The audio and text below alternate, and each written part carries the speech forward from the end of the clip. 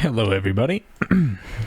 I am working on a new Ultra Nightmare song for the E1M1 Magazine sampler. So I figured I would record some of the process of how I make some of these things and just go into some detail about how does a project start from beginning to end.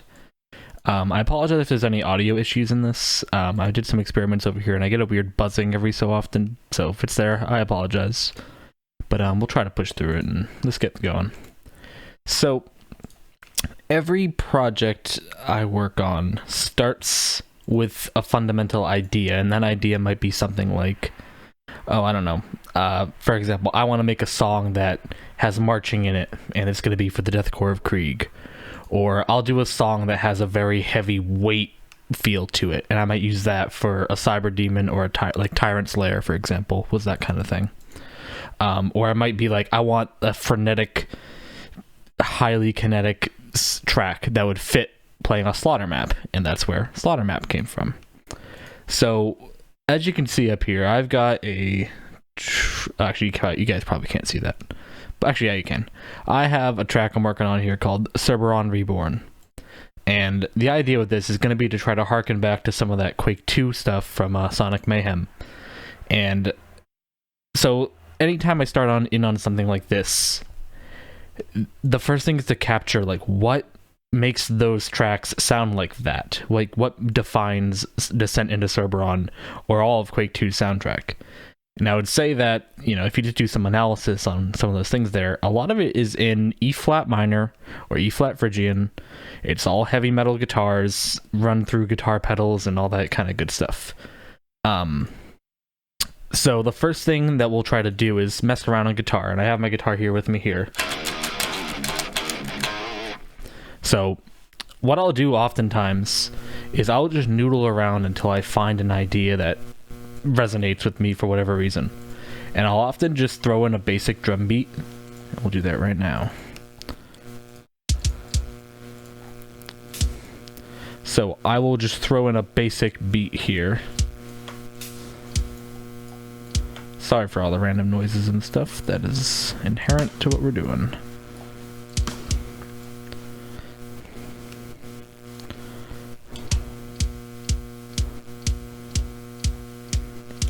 So I can already kind of feel what I want to do here. I can hear a riff in my head.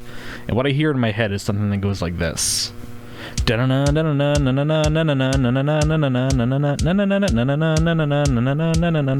Which probably sounds weird when I say it out like that. But once I record it, you'll probably get a feel for what I'm saying.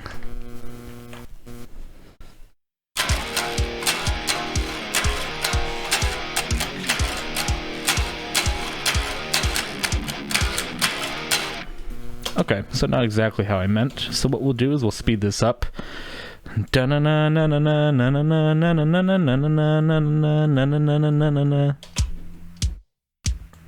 That seems more right. 3, 4. No, that's not working either. So let's do this. What if we double that tempo to 180?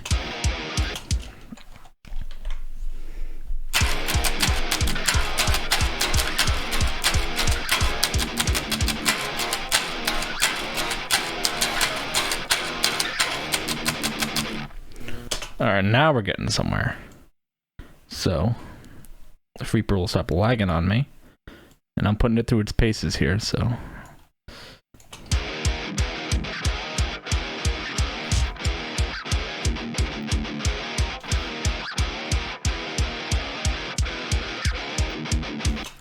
Alright, not bad. So I like something like this because it has a clear direction I'm going, where I have this concept. Which is a nice idea. That's a catchy, hooky idea. And I also like that if someone were to throw on this album and I start out with this kind of thing, it's gonna have this inherent... It has somewhere to go. Like this. You can tell that's leading to somewhere, and where that destination will probably be pretty epic and cool. And that's a good way to stand out on an album. And that's a good way to just kind of think about your music in general. Think about the context it fits in the larger piece, if there is a larger piece at all. So what I'll do here is I'm going to re-listen to this a few times and re-record things until I end up with a result I'm kind of happy with.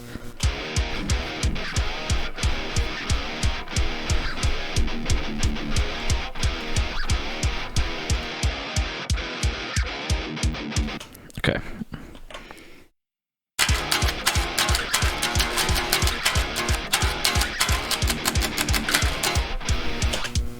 I don't care about that stuff. I double track and I get my guitar recordings done early, just so I can have something that sounds close to the final product as early as I can. That helps me. Essentially, I like to chunk away at these kind of things as early as I can. These won't be the final tracks, most likely. I'll end up going in there and like getting really granular and tightening them up. But this approach is good if you're once you have templates and stuff pre-made like I do. Like I've made all my templates, and you can actually see I have a whole bunch of them. I have a whole bunch of these. I keep them over the years just so I can go back and like, oh, what did I do on this thing? And like, it's cool to see and track your progression.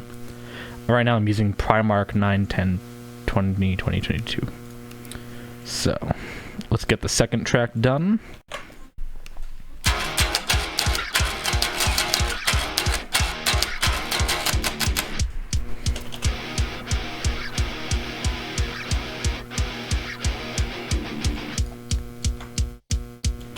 Okay, now you can see I duplicated this stuff over here. You should save time where you can, especially if there's not going to be anything different on the right side. I don't always do this. Like sometimes I'll copy stuff over and then re-record it as one big take later. But the only part I'm really interested in re-recording here is I want to do something that it's instead of like this chromatic drop. Like right now it's currently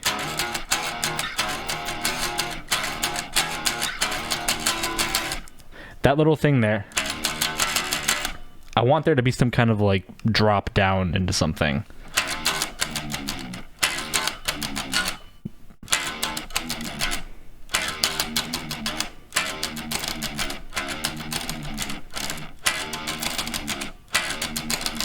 Something like that.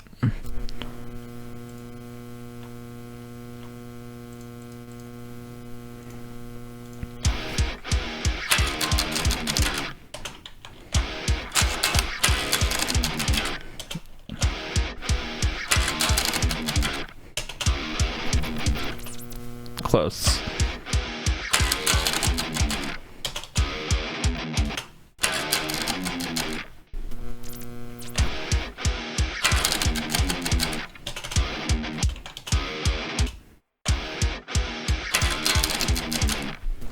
I'll go with that for now.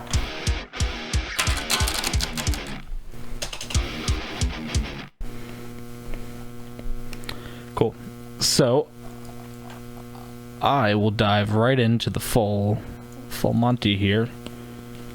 And let's talk about drums for a second. So most drum beats are fundamentally the same kind of thing. If I'm working with a lot more time, like I only have about a month to produce this track, so I'm not going to go as deep in as I would usually do. Where I like to have my brother, who's a really good drummer, play all the stuff and give me ideas. This track's going to be a little bit more straightforward. And with how high velocity a lot of this kind of stuff tends to be, especially the instrumental stuff, it's important to be able to move quickly and iterate quickly. So I don't really have time to record his drums formally or, you know, do any kind of deep dive like that. But that's okay.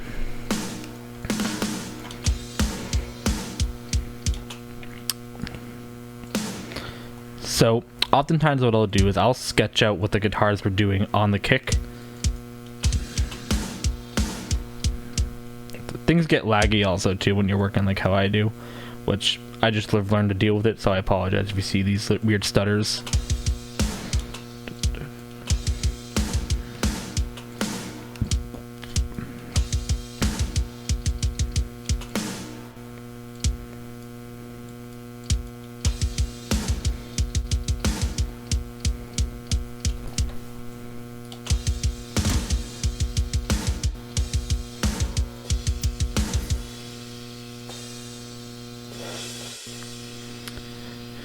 Okay, so I often will throw hi-hats in on these kind of places. I try to go back and always do a punch-up job on all this stuff, so it's not just the same boring drum beats over and over.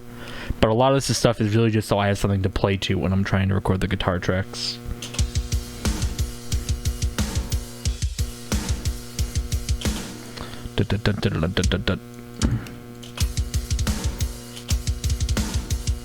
There you go. So I'll record another version of this guitar stuff just so I have some stuff here.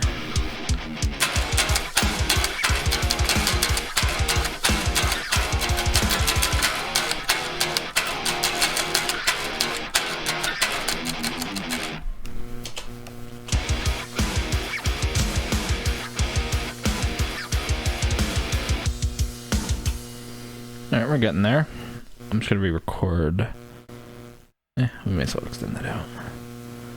I'm gonna do something different for this part, I think, but we'll see.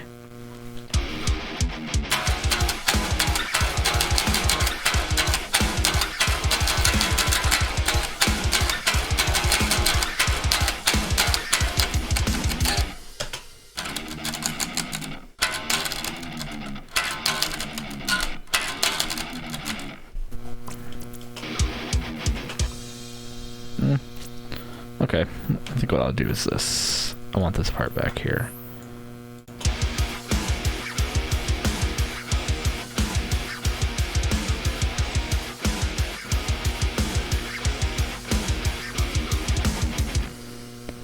Okay. So now that I'm at this point where I have some parts laid out, I will go through and I'll write something completely different. And the reason I do that is so that I can get... It's almost like if you're drawing, you don't just start in on the most detailed eye in the world.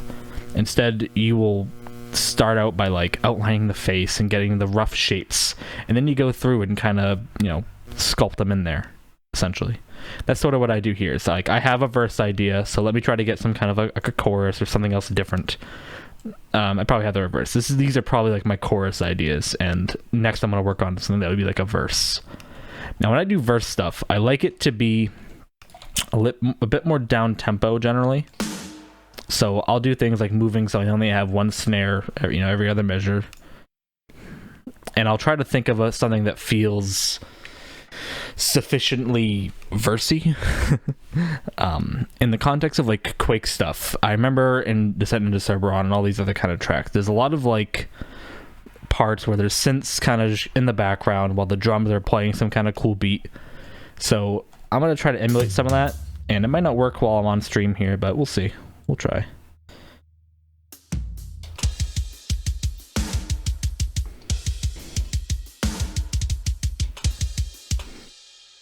Okay, I like where we're going.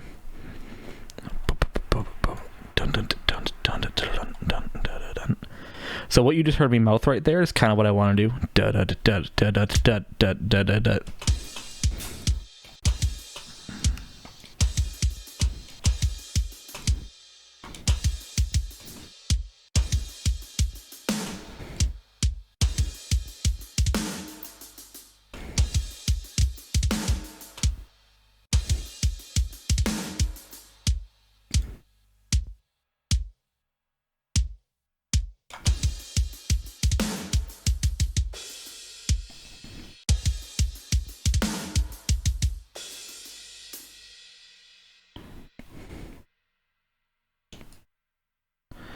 Now I'm going to do a variation over here. It's like da da da da da da da da da da da da da.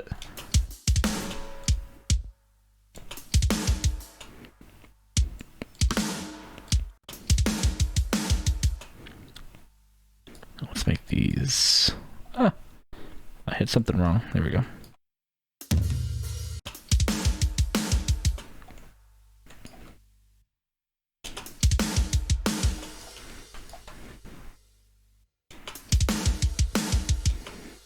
This is just a random note, but if you're ever doing stuff like this, try to add variation as much as you can. Like, I mean, I know I have, with kick drums and stuff, it makes sense to kind of keep them at the same velocity, because the drum software I use, Invasion, they kind of do auto round robin on the kicks, so you don't really need to focus on doing like a lower one. But little things like here, like I want this section to lead into something else, so I'm going to make one hi-hat quiet and one hi-hat loud.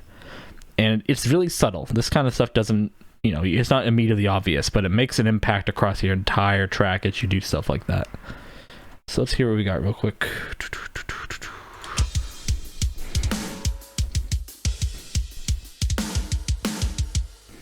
Okay, that seems like it needs to repeat another time for me. And if I'm doing a repetition at the end, I want it to be build up a little bit bigger than this, so. Let's try this. I don't do this. I don't often try this, but let's see if it works.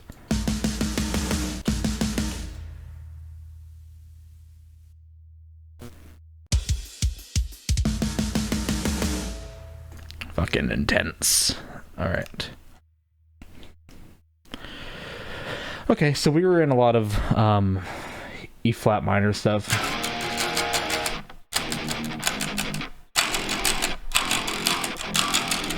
I'm on an 8-string guitar tuned to low E on here. I just tuned it down to E flat. I sometimes do this, and I'm not totally happy with my 8-string sound in terms of it doesn't sound clear enough to me, but you can only tackle these things like iteratively, because if I want to improve my drum sounds, I might buy something like Superior Drummer 3, and if I want to get clear 8-string sound, I need to go buy a new 8-string guitar or replace the pickups, and the money adds up after a while. So I've tried to chunk away the things I find to be the most important, but I also do like gear a lot, so sometimes it's easier for me to buy a new pedal than to think about saving up for a new 8-string, especially when I have as many guitars and pedals as I do.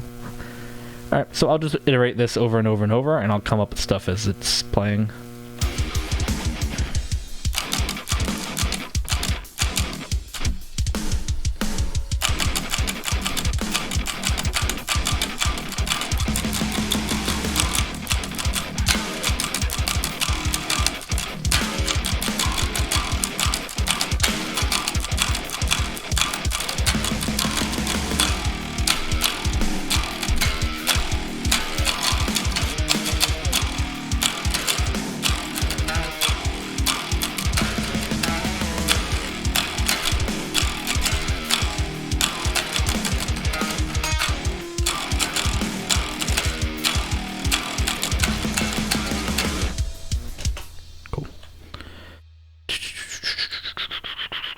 Alright, some of these ideas are cool.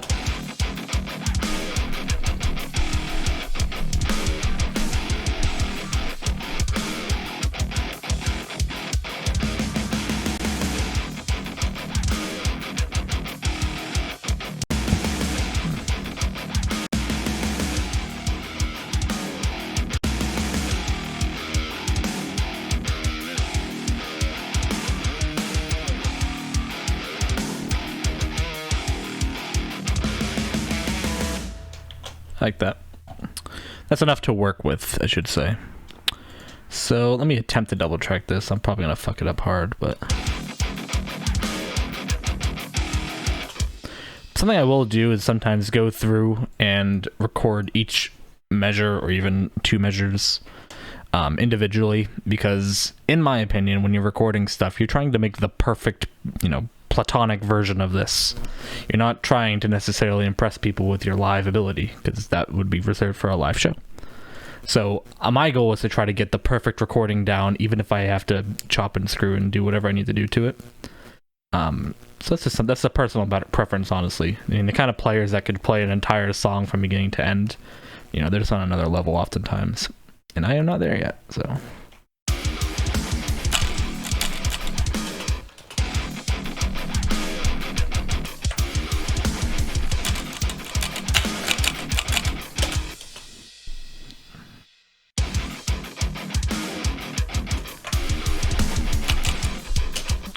Alright, I'm getting tripped up here, so what I'll do...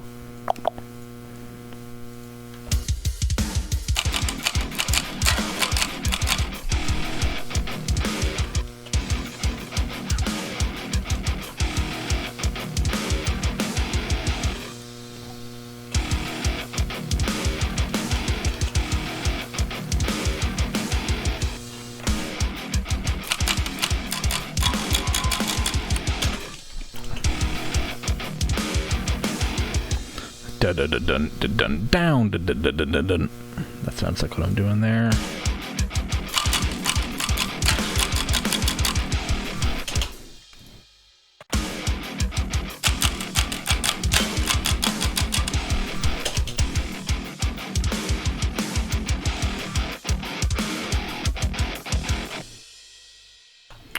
Don't repeat what you don't have to.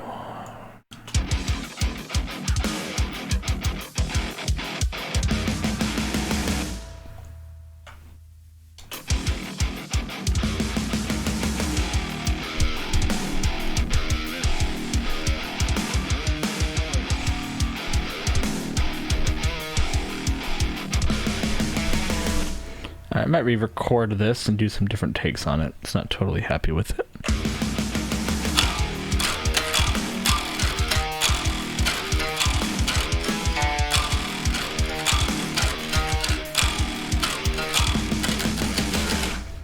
Getting closer.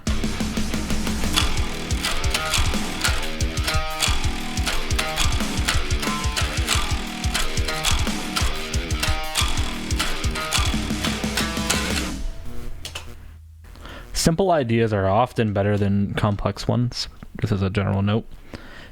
Because the more complex an idea is for the average listener, the harder it is for them to kind of be able to hum along with it or tap their foot to it. So you want to be a little bit interesting. Like, it's a hard balance to strike between being interesting and then being generic, I guess. Because you need it's kind of like a slider. You can make the most interesting riff in the world, but if there's not some element that someone can latch onto in it, it's very hard for listeners to enjoy it to the level that they really should.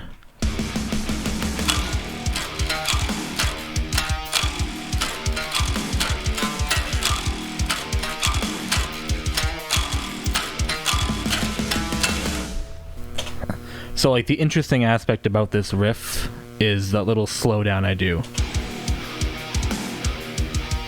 Yeah, right there. That little hang up. That's what's interesting about this riff to me. You know, is that it doesn't necessarily just do dun dun dun dun dun dun. It's just got this drag quality in the second half of it, which is kind of cool. So I'm gonna actually move on to another instrument here. Let's see if I can do this correctly. Yeah. I'm gonna put down my guitar for a bit, and we're gonna switch over to synthesizer stuff. 1 second.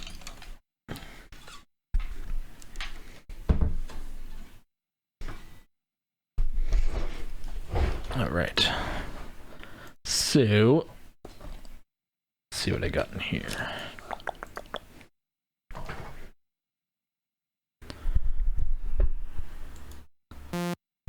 Sorry about that, if that was incredibly loud.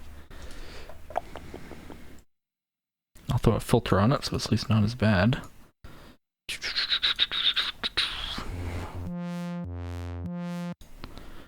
Okay. So, I have some wonderful presets I've made, and I'll oftentimes just flip through some cool sounds and see what what kind of feels right for the part. However, if this is a Quake kind of song, I remember these really prominent sawtooth pads, I think using a Juno 106 that Sasha had done for the Quake soundtrack, and so I might try to do something like that. I know I have some stuff similar, like a Prophet saw.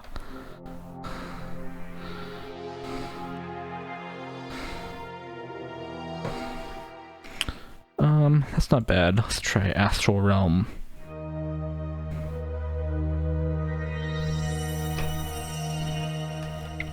That's probably closer to what I want. Do I have anything else in here of interest? The further back you go, the more, hey, this is the patch from, Prater.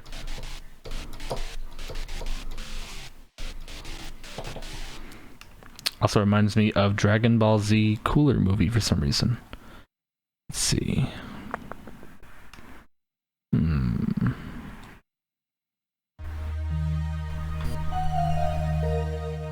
It's a bit too synth-wavy.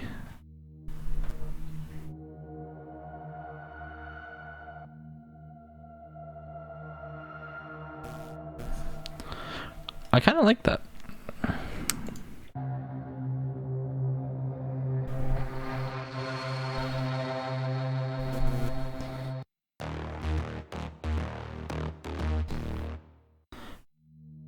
go with the Braxis horn. I kind of like that. So I'm just gonna throw in a MIDI item here that's way too big. Split that. So we know we're in E flat minor, so it's a safe bet to throw that down.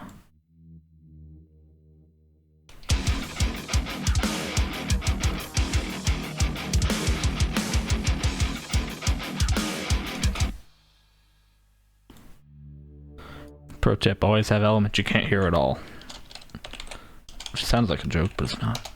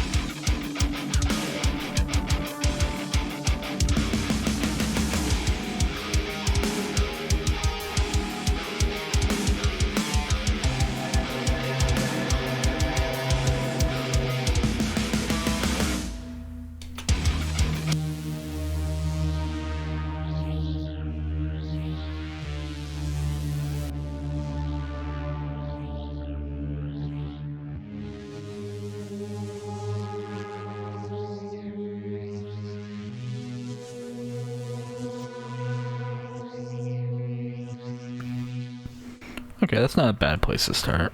Let's do this.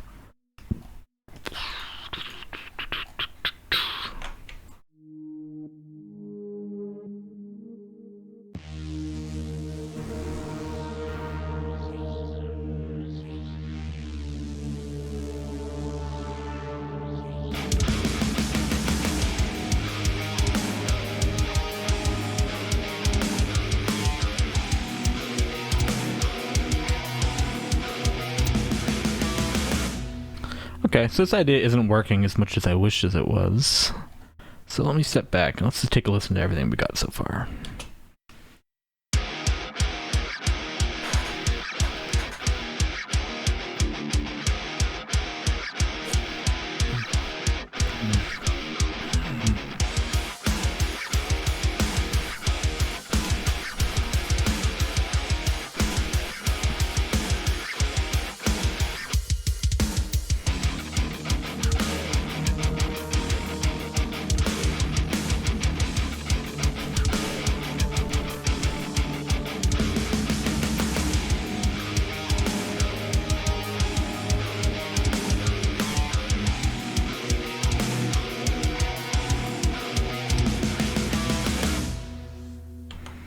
We're doing this the stupidest way possible.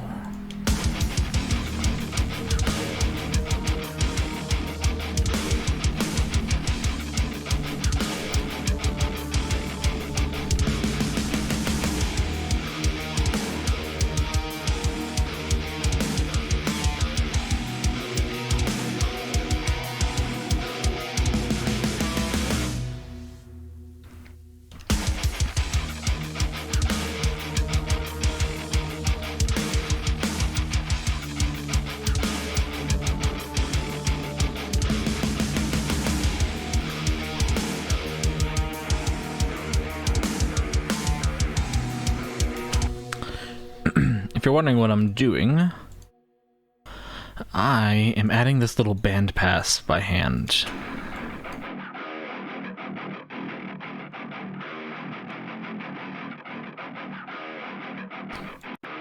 And the reason I'm doing that is I want it to come in during this part so the guitars aren't so prominent. And in Reaper, if you go up to Param, Show Track Envelope, and it'll pull up the last thing you touched. So I actually want to...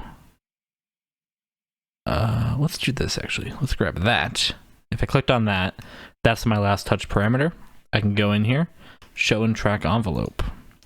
And now, all I gotta do is add some 2 points here, turn this down. Now I will get a EQ that does that.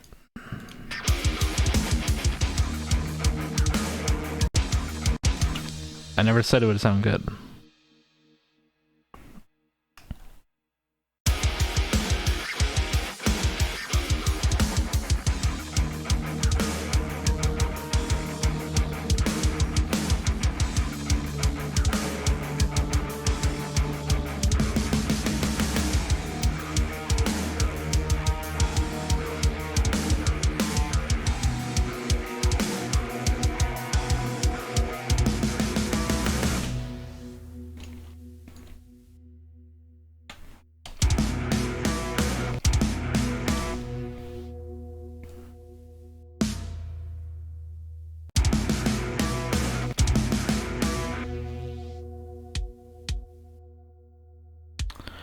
I am just messing around right now, just so I can try some ideas out that I think might work.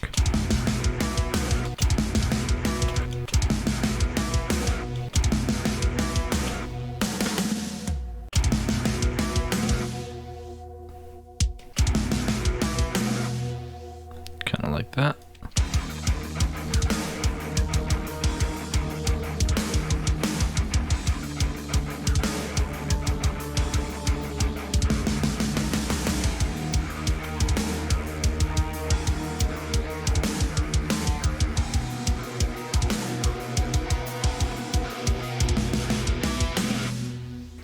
So this is a good starting point for this idea.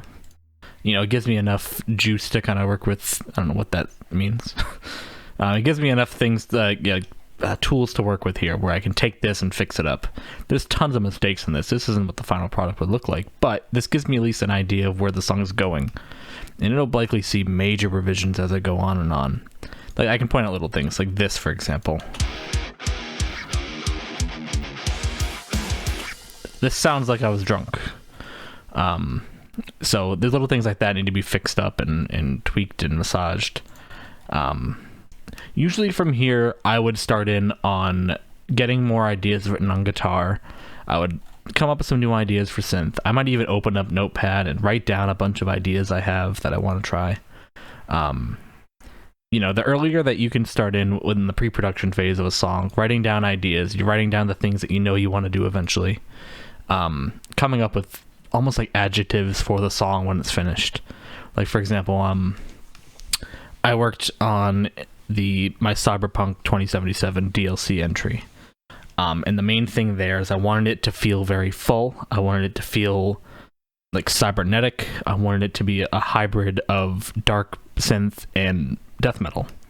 Like, I guess you could call it like some of this Mick Gordon doom metal kind of stuff.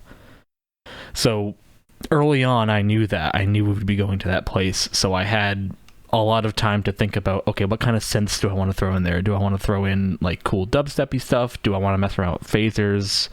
What can I do with real guitar pedals, real gear?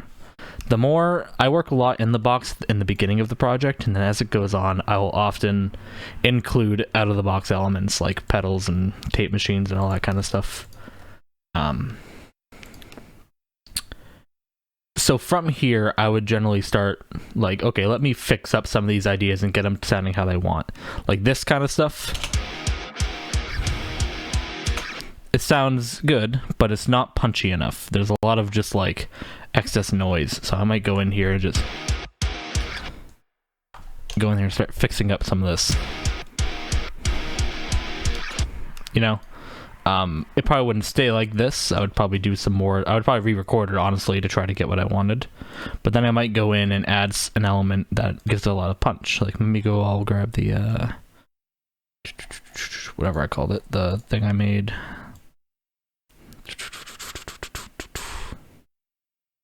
I will find it one day. Kitchen Ace. So I might throw this in there once I get my recording started.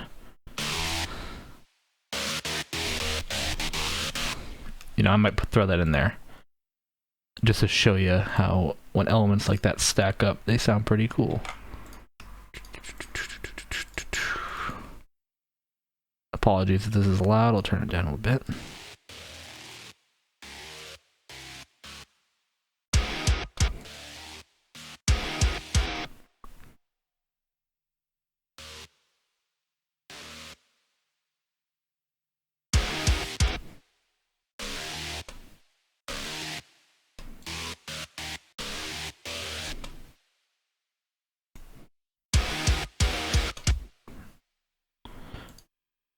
Might even throw... Actually, yeah.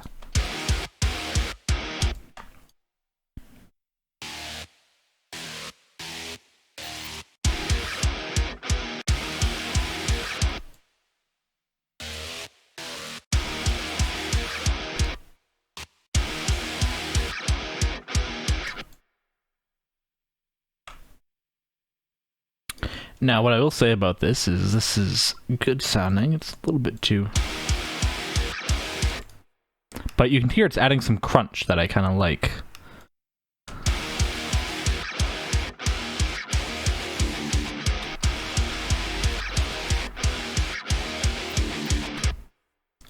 You should try to declutter your subs as much as you can. I notice that it builds up a lot, and I struggle with very dark mixes. Like, all of my mixes are very dark for some reason, and it's probably because of my room, and I don't mix on headphones often, so I can't really control for those factors as well as I can. But as well as I could. But just little things add up over time. This is like a weird tangent I'll go on, but EQs are very, very deceptive.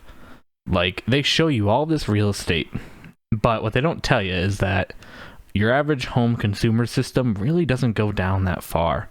They really go to like here. So anything beneath this, it gets cut off. So if I'm playing a synth, depending on your system, you might not even hear what I'm playing right now. And that's an important thing to notice, is that despite it taking up a third of your window, this is not your lows necessarily. This is like your hyper lows. There's like no human on earth that can even hear stuff. This is like whale territory right here. And if this is your subs, you really want this to be clean, and you don't want it to be cluttered with garbage. So, you know, your lowest note on a guitar is about 80 hertz or so, maybe a little, yeah, about 80 hertz on the dot. With the bass can sometimes go a little lower, down to 41 here. You can see 41 E1. Anything below that should really be used for like punchy elements that just need to kick in once or twice. You don't want long sustained notes down here. So if I'm listening to this thing,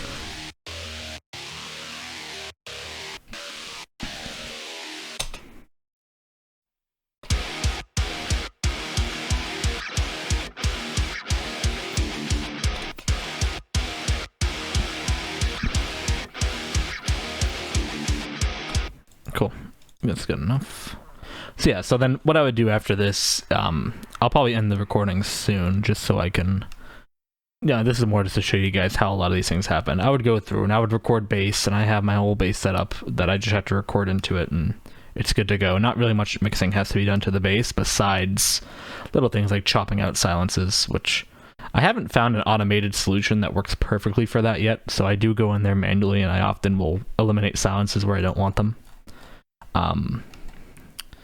And then the very last step of any kind of song I do is usually vocals. And it depends on what the intent of the piece is. Like, this is going to be an instrumental piece for the E1M1 Magazine, so I don't really need to go crazy with vocals on this, and I'm not going to use any, I don't think. And then I have a little thing up here for orchestra elements, which is actually outdated. I have new templates. I'm working on a new template that'll eventually replace all this orchestra stuff with something a little bit more comprehensive. So then I'll go through and I'll just like, okay, this part over here,